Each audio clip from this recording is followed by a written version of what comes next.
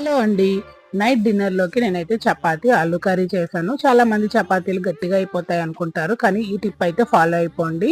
పిండి మిక్స్ చేసేటప్పుడు first 2, 3 spoons oil అయితే యాడ్ చేసి గట్టిగా మిక్స్ చేసుకోవాలండి. ఇంకా మనం కర్రీ ప్రిపేర్ చేసేలోపు పిండి నానుతుంది కదా!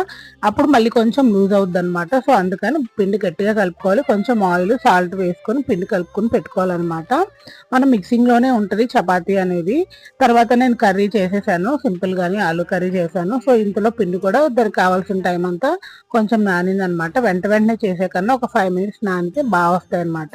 సో, ఇలా చేసేటప్పుడు ఇలా ఫోల్డింగ్ అనేది ఇలా చేసుకుంటే మనకి పొరలు పొరలుగా వస్తదనమాట. చపాతీ కూడా సాఫ్ట్‌గా ఉంటది.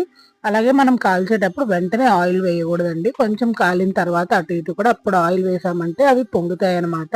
సో, చల్లారాక కూడా మెత్తగా ఉంటాయి. బాక్స్‌లో కూడా ఇవ్వచ్చు పిల్లలకి. సాఫ్ట్‌గా ఉంటాయి. సో, వీడియో నచ్చితే లైక్ చేసి, షేర్ చేసి ఛానెల్‌ని సబ్స్క్రైబ్ చేయండి.